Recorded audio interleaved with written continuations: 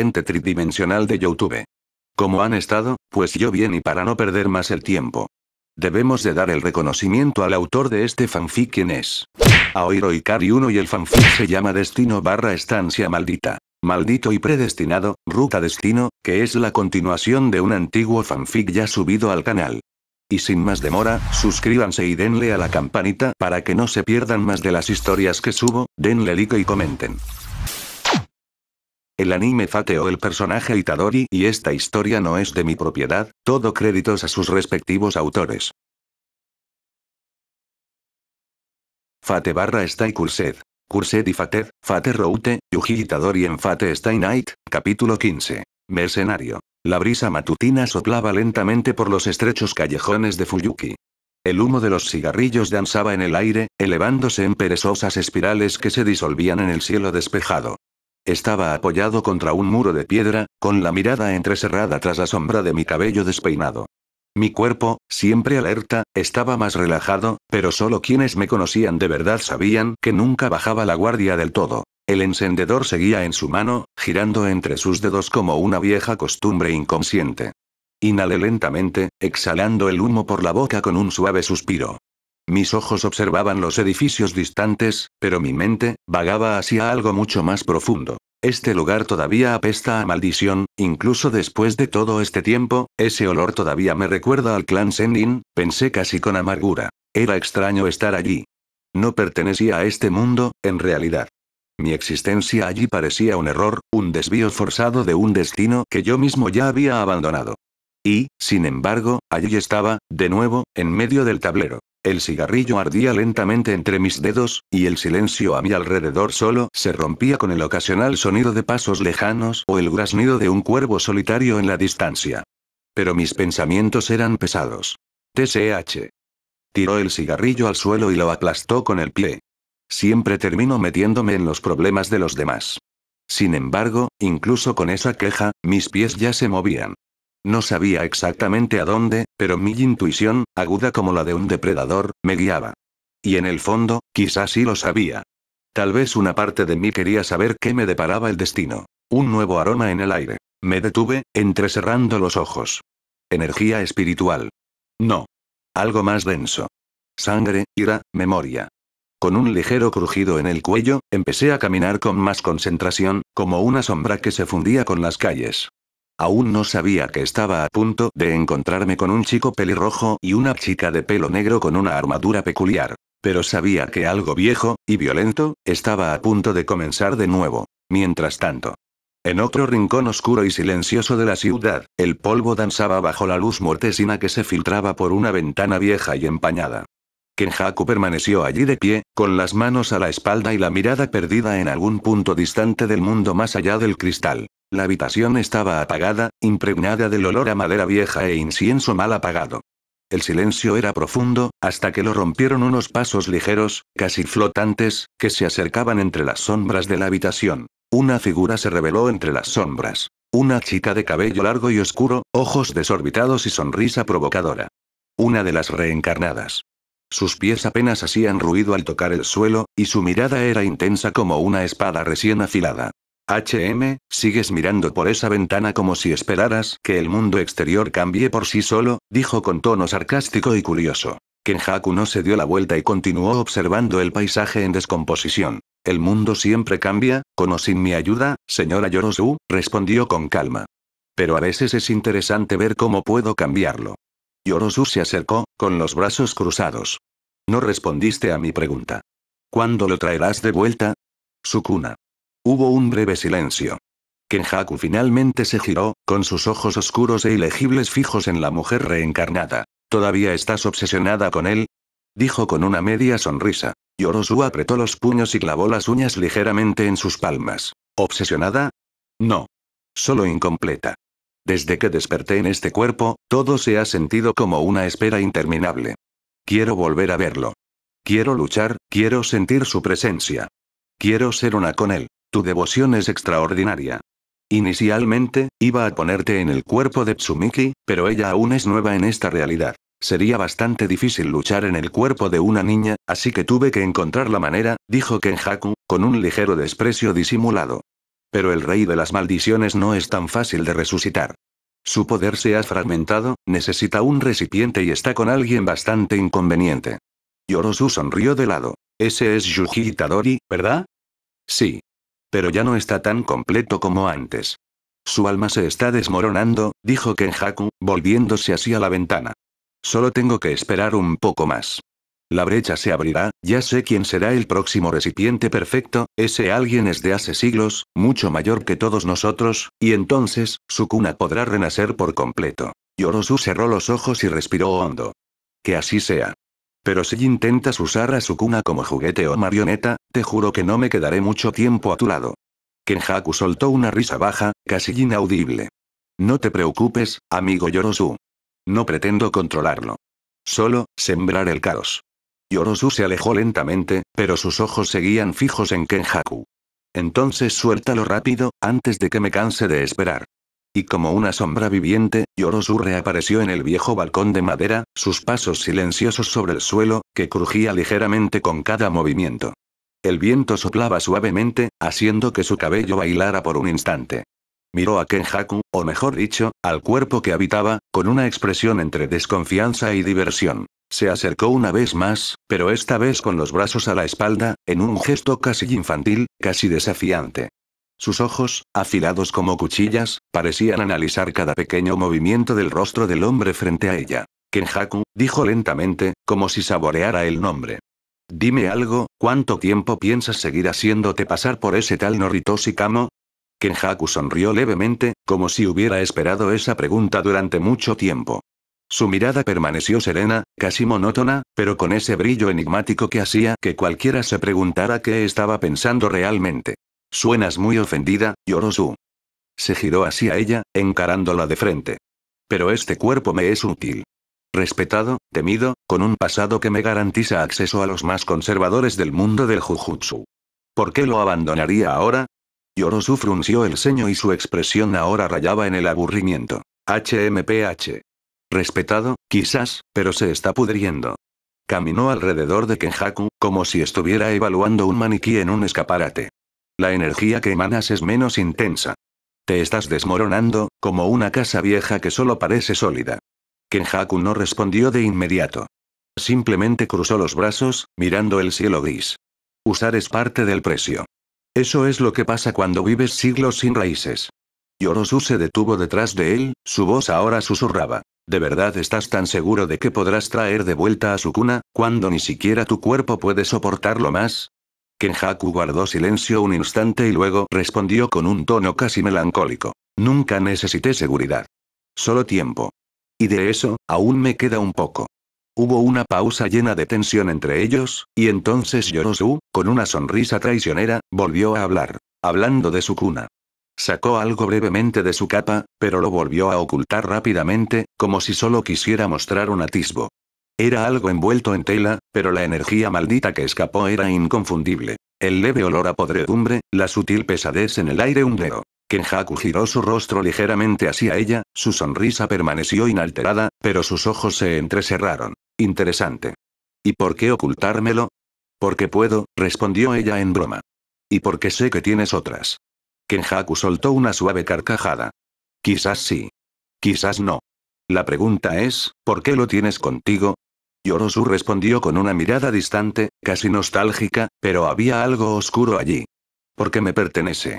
No como un objeto, sino como parte de mí. Si Sukuna renace, quiero estar allí. Verlo con mis propios ojos. O sentirlo con mi propio cuerpo. Kenjaku se giró por completo, mirándola directamente a los ojos. ¿Lo amas o deseas destruirlo? Quizás sean ambas cosas, respondió ella sin dudarlo. El amor y la destrucción, son casi lo mismo, tratándose de él. Kenjaku sonrió levemente y luego volvió a mirar la vieja ventana. Qué fascinante, un corazón tan retorcido como el de Sukuna. Yorosu rió suavemente y, antes de desaparecer de nuevo en la oscuridad, murmuró. Entonces cuida bien ese cuerpo, Kenjaku. O el próximo dedo podría acabar en otra boca.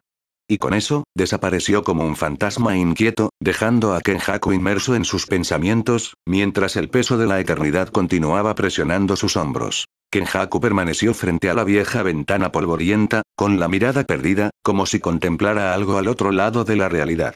El silencio en aquella habitación abandonada solo fue interrumpido por la presencia de Yorosu, quien había emergido de entre las sombras, cruzándose de brazos y mirándolo con una mezcla de desprecio y curiosidad. «Hablas con tanta calma sobre la derrota», dijo, con un tono ligeramente acusador. Como si el fracaso fuera parte del plan. Kenjaku no se giró.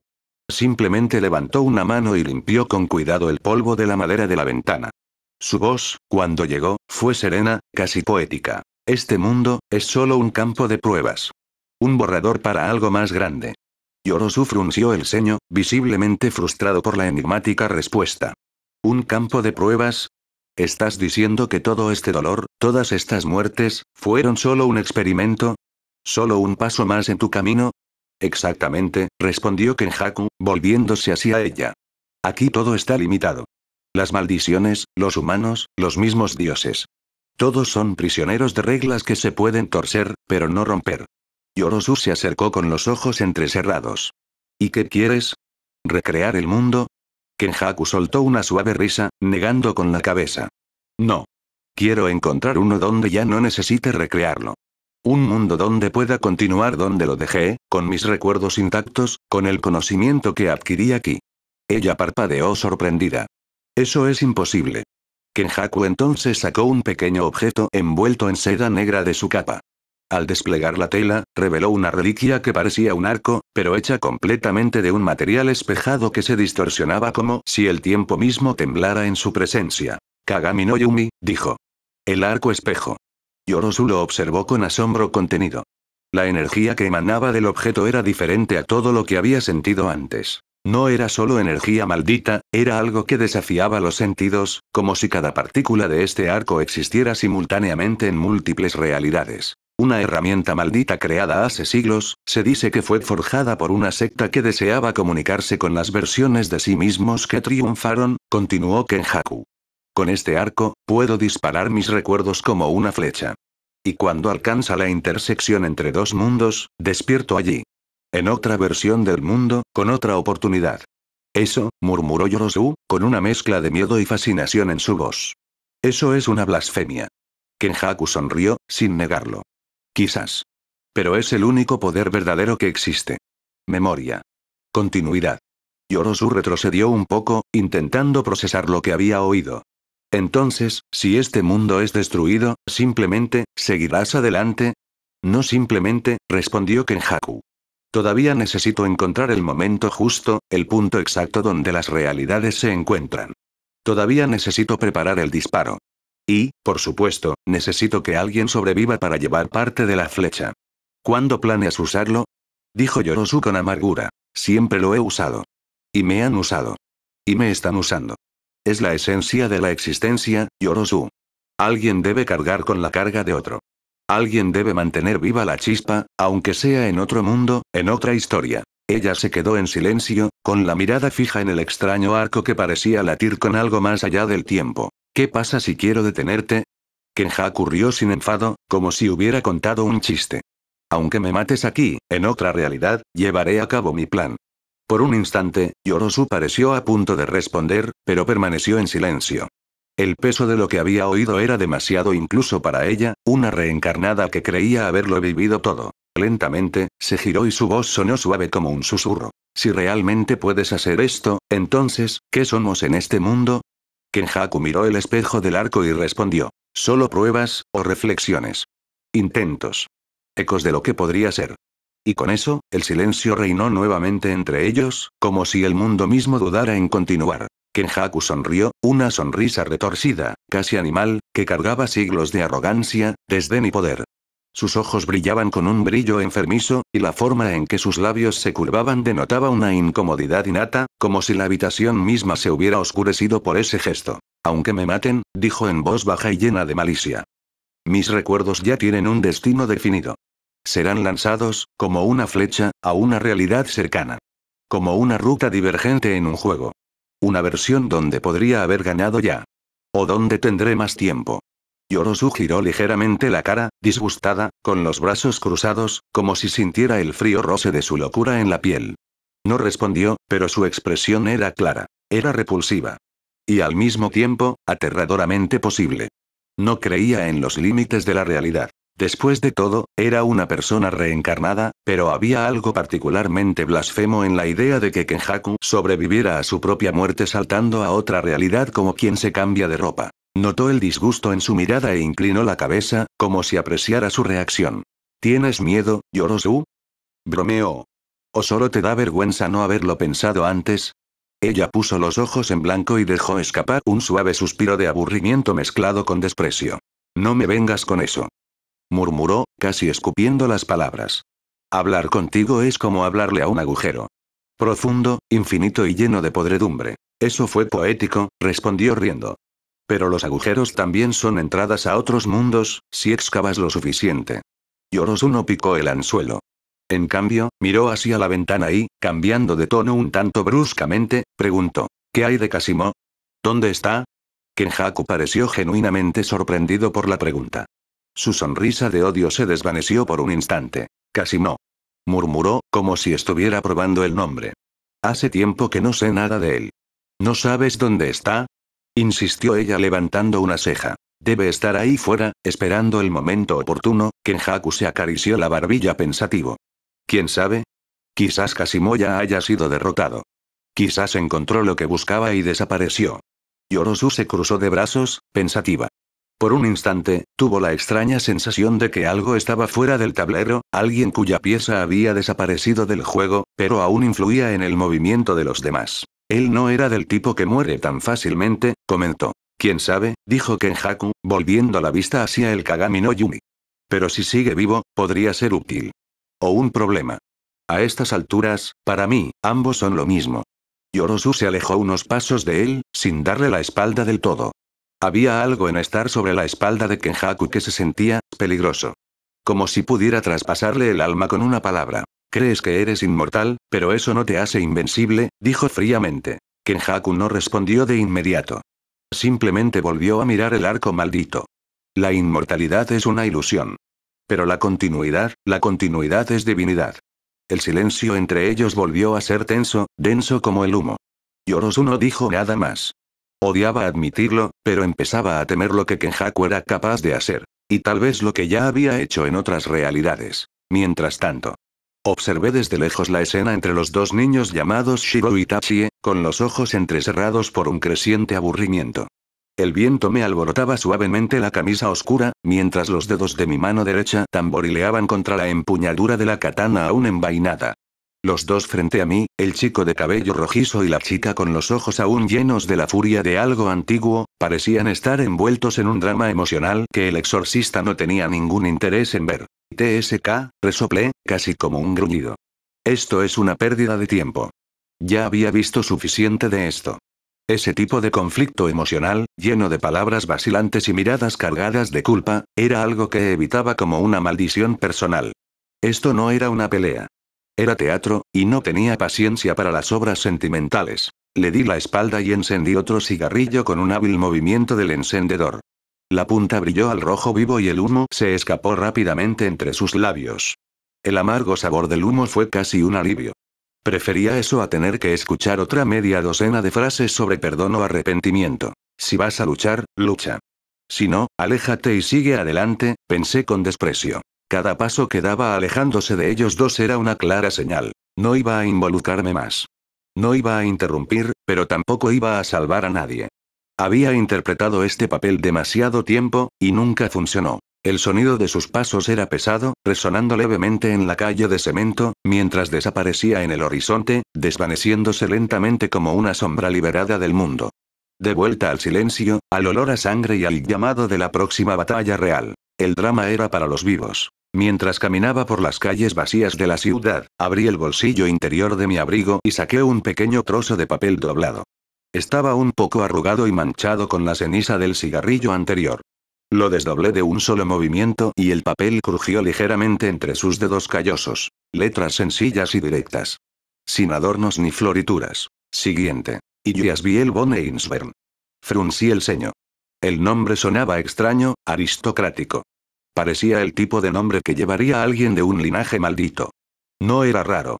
Muchas familias antiguas dedicadas a la magia llevaban ese peso en sus nombres y almas. Von Einsberg, ¿eh? Murmuré para mí mismo, dándole otra calada al cigarrillo mientras sus ojos escudriñaban el horizonte nublado. Suena como el nombre de alguien que está metido en un lío serio. Volví a dejar el periódico con desinterés, pero mi expresión se ensombreció. No es que me importara quién era la chica, pero el nombre tenía algo denso. Pesado.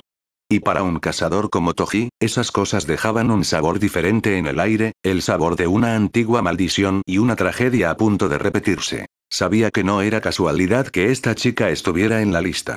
Y si alguien la había elegido como objetivo, era porque, de una forma u otra, era importante. Tiré el cigarrillo al suelo y lo aplasté con el talón. Es hora de conocer a esta Ilya. Sin más dilación, seguí caminando, desapareciendo por los callejones de la ciudad como un cazador que va tras su presa, sin preocuparme por lo que pudiera encontrar, pero dispuesto a eliminar lo que fuera necesario. Caminaba con las manos en los bolsillos, con el frío viento matutino azotándome la cara. El papel con la dirección de Ilyasviel von Einsberg estaba grabado en mi mente. Era una zona más alejada del centro, un lugar tranquilo, rodeado de grandes muros y árboles altos. El tipo de casa que decía, no te acerques a menos que estés invitado. A cada paso, pensaba en la misión. A diferencia de otras veces, no me habían dado muchos detalles, solo el nombre y la ubicación. Y eso le molestaba.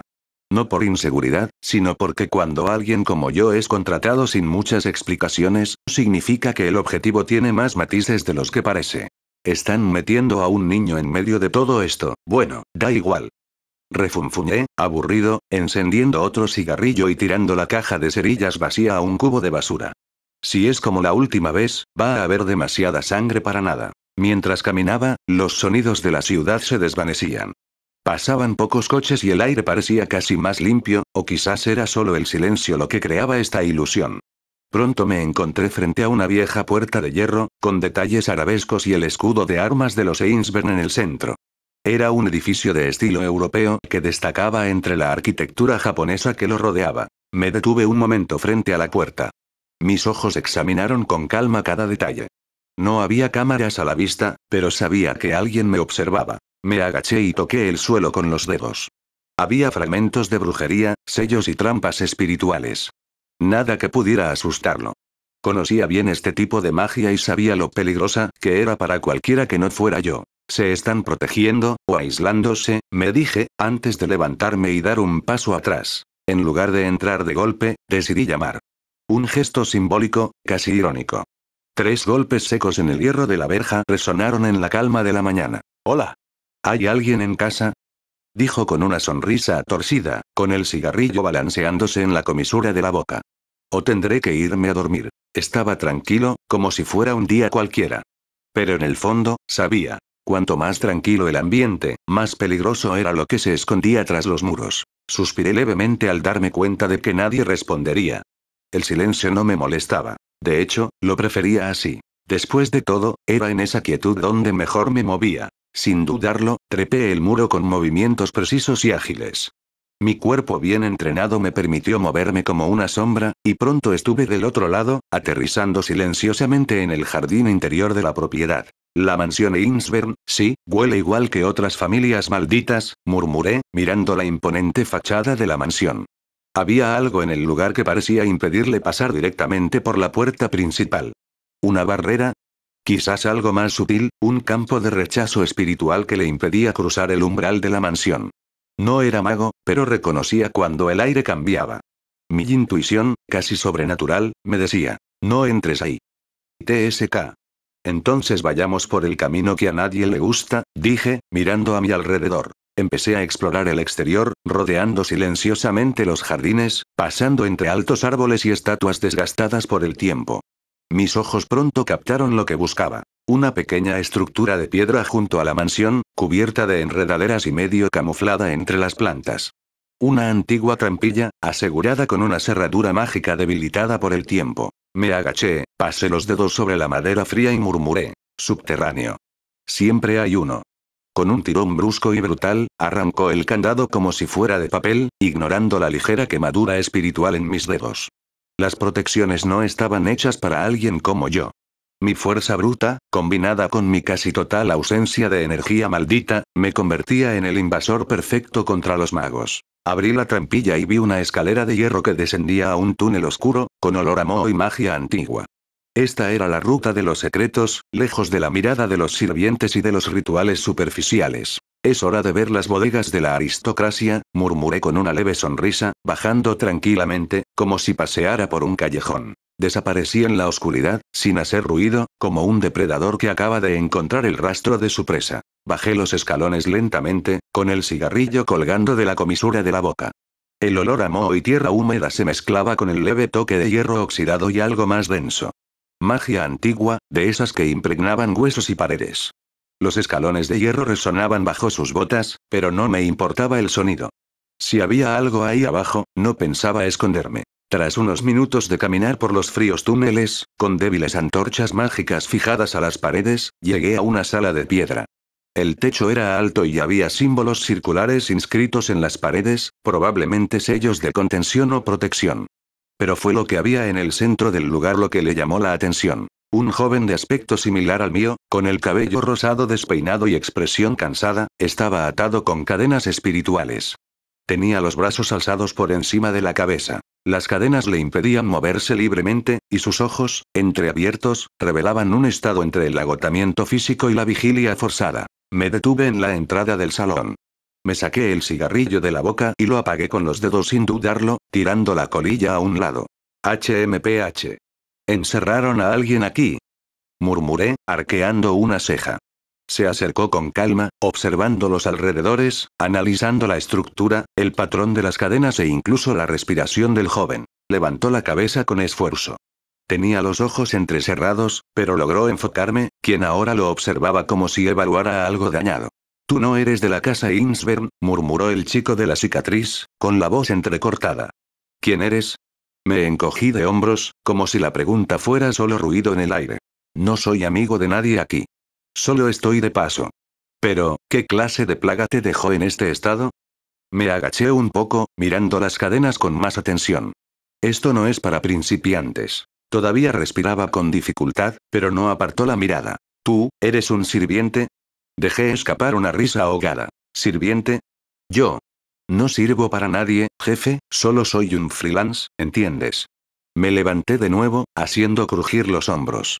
«Pero ya que hablas de eso, ¿quién eres? ¿Qué haces aquí abajo, con cara de perro sarnoso enjaulado?». Dudó. No sabía cuánto podía confiar en mí, pero claro, no tenía muchas opciones. «Me llamo Yuji. Me capturó una mujer llamada Uro. Y. Me trajo Ilya. Tienes que sacarme de aquí». Fruncí el ceño con leve curiosidad. ¿Y qué ganaría con eso? Empecé a caminar lentamente entre las cadenas, como una pantera examinando una trampa. «No soy pobre, y entonces, ¿vas a dejarme ir?», preguntó Yuji con cautela. Me detuve un momento. La mirada que le di a Yuji no era ni hostil ni amable. Era neutral. Fría. «Quizás, no me gusta meterme en asuntos familiares, pero si estás aquí abajo, alguien esconde un lío gordo y tienes un dinerito extra, me pica la sangre». Chasqueé los dedos. Y cuando me enojo, siempre muere alguien. Yuji tragó saliva con fuerza. Me acerqué a él una vez más, esta vez colocando mi mano sobre una de las cadenas malditas. La energía espiritual le quemó ligeramente la piel, pero ni siquiera parpadeó. «Hay algo pesado aquí. Pero nada que no pueda resolverse con fuerza bruta». Miré a Yuji una vez más. «Si rompo esto, ¿qué vas a hacer?». Yuji levantó la mirada, ahora más decidido, a pesar de su cansancio. «Voy a impedir que todo esto continúe. Evitaré que más gente sufra». Me quedé en silencio un momento, y luego sonreí, una sonrisa discreta, oscura y llena de sarcasmo. Palabras mayores para alguien encadenado. Y entonces, sin previo aviso, tomé la empuñadura de la espada escondida bajo mi abrigo, listo para cortar las cadenas y, tal vez, cambiar el curso de toda esta historia. Tiré con fuerza de la cadena espiritual que ataba el brazo derecho de Yuji, y con un solo y brutal golpe de mi espada maldita, rompí el sello mágico unido al hierro encantado. Las chispas de la maldición reaccionaron, pero el poder puro que ejercía suprimió cualquier resistencia. No necesitaba entender magia. Simplemente la aplasté con fuerza bruta. Yuji cayó de rodillas al ser liberado, respirando con dificultad. Le dolían los músculos, sentía los huesos como plomo, pero logró ponerse de pie, aunque temblaba. ¿Por qué? ¿Por qué me dejas ir tan fácilmente? ¿Fue por el dinero? Preguntó Yuji, respirando con dificultad. Me encogí de hombros, como si fuera una pregunta irrelevante. Así es, fue por el dinero. Yuji frunció el ceño. La extraña sensación de ser puesto a prueba por aquel hombre lo inquietaba. Y también porque me contrataron para matar a ese Biel von Einsberg. Dijo esto, mirando a Yuji a los ojos, sin pestañear. El cambio en Yuji fue inmediato. El cansancio, el dolor y el temblor se desvanecieron. Apretó los puños y su mirada se volvió firme. Dio un paso adelante, ahora con una postura diferente, ya no como un prisionero, sino como un protector. Así que eso es todo, no te dejaré hacer esto. Arqueé una ceja levemente, como si hubiera escuchado algo curioso, pero no precisamente amenazante. ¿Ah? Pregunté con voz tranquila. ¿Y qué vas a hacer, muchacho medio muerto? ¿Detenerme? Si es necesario, ¿sí? Respondió Yuji con convicción, aunque su cuerpo gritaba en protesta. Puede que esté involucrada en todo esto, pero no dejaré que la mates. Ni a ella, ni a nadie más. Solté una risa corta y seca, más parecida a un suspiro divertido que a una burla. Sí que tienes agallas. Pero las agallas no detienen una espada. Me di la vuelta y caminé hacia la salida del sótano. Cambio de perspectiva. El hombre de pelo negro se detuvo a mitad de las escaleras al sentir una ligera presión en el aire, casi imperceptible, pero para alguien como él, inconfundible. Entrecerró los ojos y giró ligeramente la cara, mirándome por encima del hombro. El sonido de las cadenas en el suelo aún resonaba, pero ahora se mezclaba con el de pies firmes tomando posición. Estaba de pie. Mi expresión no era la de alguien impulsivo ni desesperado, sino la de alguien decidido. Interesante, murmuró el hombre, dando un paso al costado y girándose lentamente para encarar al chico por completo. Respiré hondo.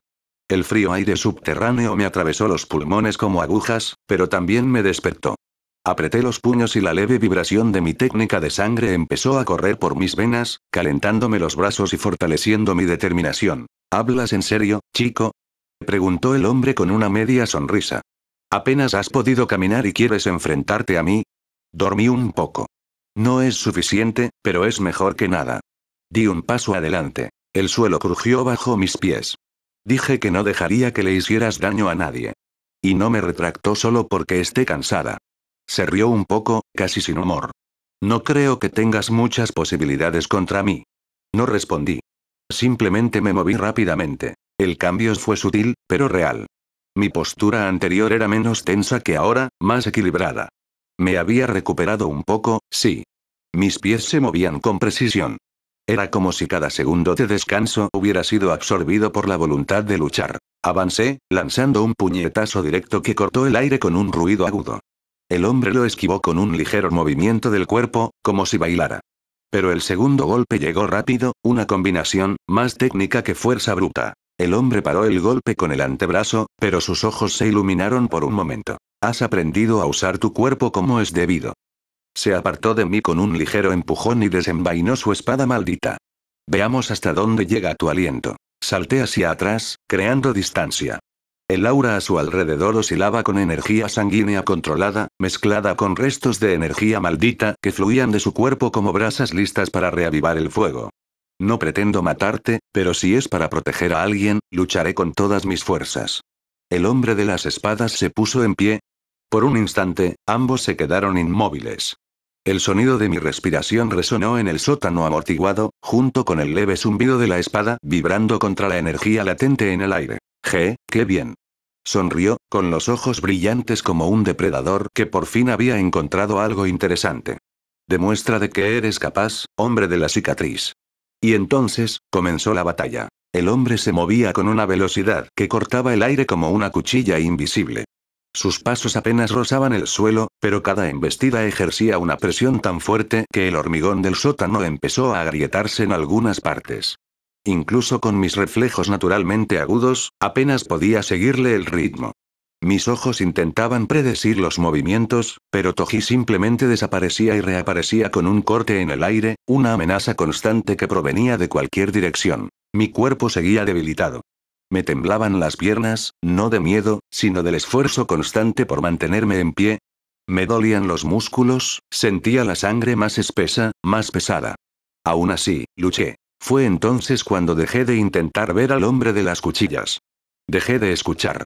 En cambio, él sintió. Cerré los ojos un instante, respiré hondo e intenté sentir lo que me rodeaba. La energía, la fluidez, la tensión del espacio que lo rodeaba.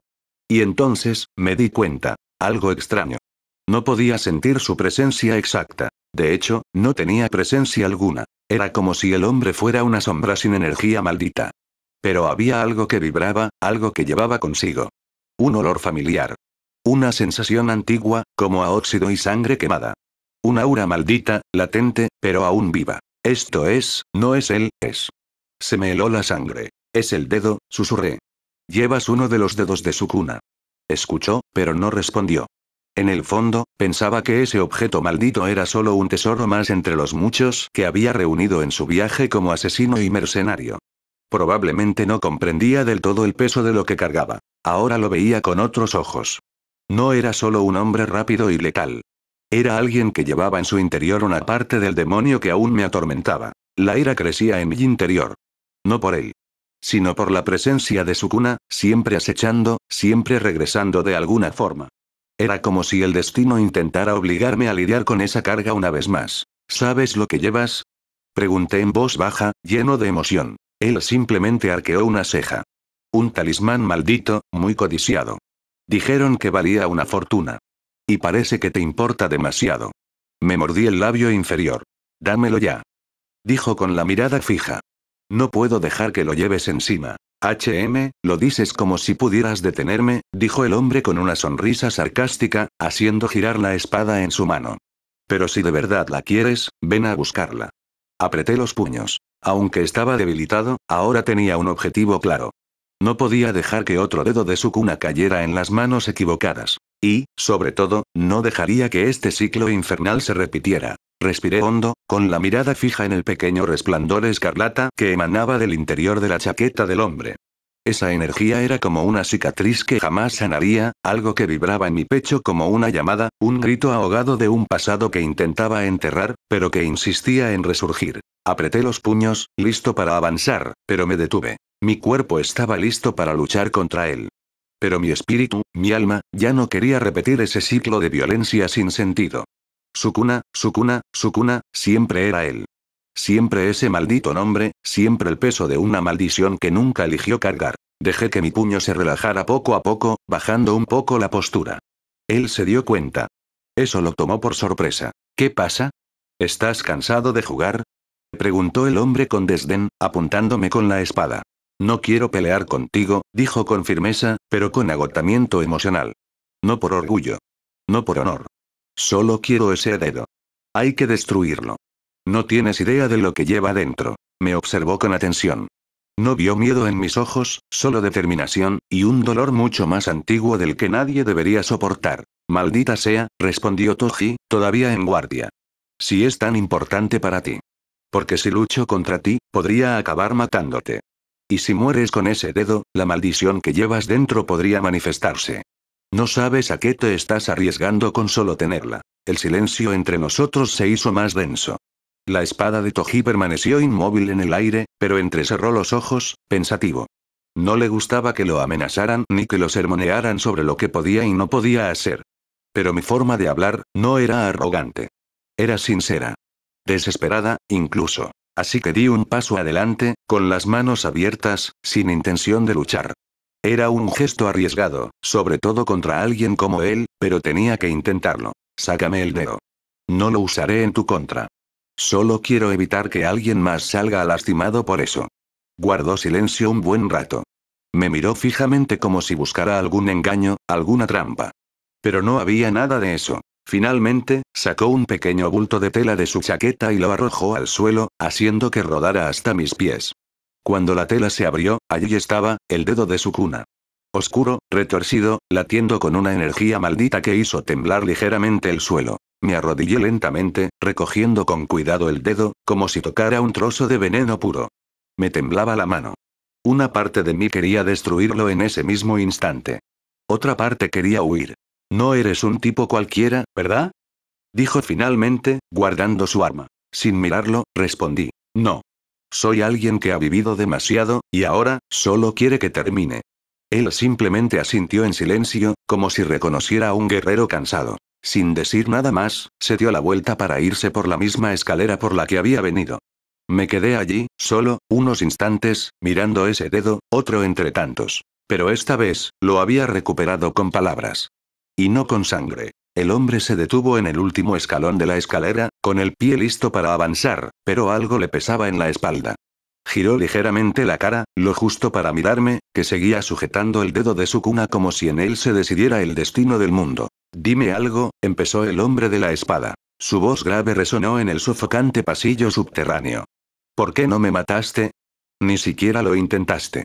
Te di todas las oportunidades. Levanté la vista lentamente, aún arrodillado en el suelo, con el brillo escarlata de mi dedo reflejado en sus pupilas cansadas.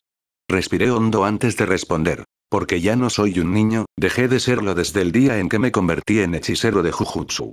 El que creía que todo se podía resolver con la fuerza, con una paliza, por desgracia, esa no es la única manera de resolver las cosas. Me puse de pie, todavía jadeando, pero con una postura firme. Mucha gente ha muerto por mi culpa. Muchas cosas se destruyeron cuando pensé que ganar significaba eliminar al enemigo. Casi lo pierdo todo, y ahora, lo único que quiero, es salvar a alguien. Apreté con más fuerza el dedo de su cuna, como si quisiera aplastar el cruel destino que representaba. India. Está atrapada en esta locura, involucrada en planes que no eran suyos, herida por cosas que ni siquiera debería recordar. Solo quiero sacarla de aquí. Aunque tenga que perderme en el proceso. El hombre guardó silencio un buen rato. Un silencio extraño, denso, casi incómodo. Como si intentara comprender a alguien de un mundo que él mismo ya había dejado atrás. Soltó un suspiro burlón. Hablas como un viejo. Y actúas como tal también. Se giró por completo, mirándome por fin de frente. Esa mirada penetrante y asesina ahora parecía más curiosa. No era admiración, sino quizás respeto. Si tanto deseas salvar a esta chica, espero que estés listo para ensuciarte las manos de nuevo. Porque en este mundo, no puedes tener las manos limpias todo el tiempo. Asentí. Lo sé. Pero ahora, yo elijo a quién ensuciarme. El hombre asintió levemente y, sin decir nada más, desapareció escaleras arriba, como una sombra que va y viene sin dejar rastro. Me quedé allí unos segundos más. El dedo de su cuna ahora pesaba un poco menos.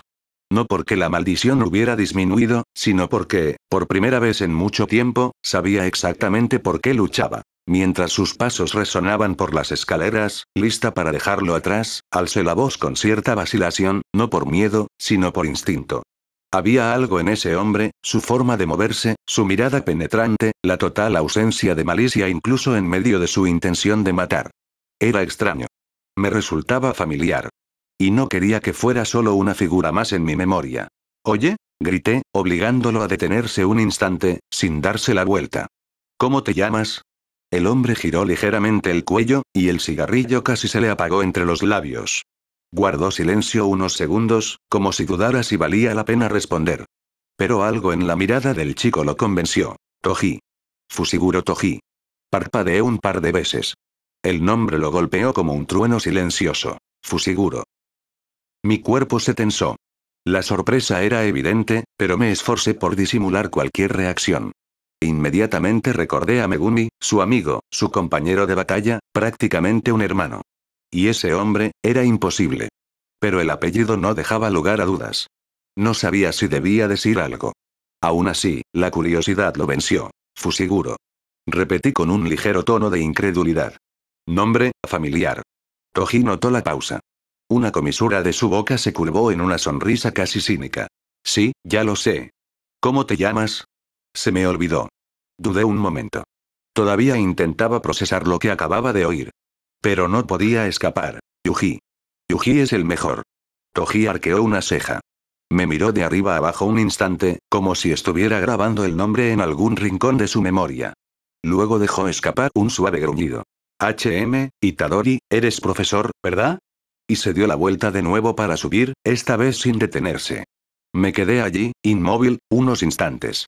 Mi corazón latía más rápido de lo debido, no por miedo, sino por un torbellino de preguntas que no me atrevía a formular. Toji Fushiguro, así que era cierto. Megumi, él, ¿es tu padre? Pero me guardé esa información. Megumi ya soportaba mucho dolor. Y yo, él seguía sin saber qué pensar. Ahora solo podía seguir adelante. Paso a paso, incluso cuando mis caminos se cruzaban con las sombras del pasado. En algún otro lugar. Lejos del caos que se desataba en las sombras de Fuyuki, Arturia abrió lentamente los ojos. Su respiración seguía débil, pero rítmica, como si hubiera librado 1000 batallas en sueños. La luz de la mañana se filtraba a través de las finas cortinas de la habitación, acariciando suavemente su pálida piel. Su cuerpo aún le dolía en varias partes, y su maná se sentía como un hilo casi roto, frágil pero presente. Se llevó la mano a la cabeza, intentando recordar lo último que había sucedido. Fragmentos emergieron lentamente, como cristales rotos intentando recomponerse. La batalla en el dominio, la sangre de Yuji, el peso de Excalibur invocado en medio del colapso, y, finalmente, la oscuridad. Yuji. Fin del capítulo 1-5.